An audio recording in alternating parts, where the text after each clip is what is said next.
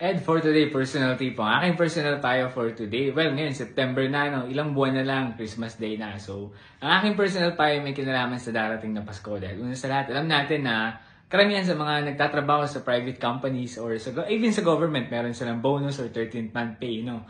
So, ngayon pa lang, nire-remind kita na ngayon pa lang habang maaga, kailangan malaman mo na kung saan mo ilalagay yung 13th month pay mo o yung bonus mo, no? So, ang aking personal tayo ay kung meron tayong utang, at alam natin yung utang pa din talaga yan. No? Hanggat maaari, bawasan natin yung marireceive natin na 13th month or bonus sa pamagitan ng pagbabayad ng utang. Dahil una sa lahat, maganda pa rin yung tipong nababawasan natin yung utang natin at the same time nakakapag-enjoy tayo. No? Kung sakali mang kaya natin bayaran ng buo gamit ang 13th month pay, pwede na rin gawin natin. Doon natin alat. No? Pero kung sakali namang at least 50%, 30%, ang mahalaga bayaran natin. Lalo na kung may tao tayong pinagkautangan, like kaibigan natin, relatives natin, bawasan na natin, magbigay tayo, no? Kasi una sa lahat, magbibigay ng ngiti yan sa mga taong pinagkautangan natin, okay? So, ang personal tayo ko ngayon, paghanda mo na yung darating na 13th month pay mo, bonus mo or something, siguraduhin mo na babawasan mo yan at ibabawas mo na yun, ibabayad mo dun sa utang mo, okay? Para sa gayon makapagbigay ka rin ngiti dun sa pinagkakautangan mo, okay? Yan yung personal tayo ko ngayong araw. Kung nagustuhan mo, baka pwedeng pakalike and share. Supportahan mo ako sa TikTok, ganoon na rin sa YouTube at syempre dito sa Facebook, no? Like and follow mo rin yung FB page ko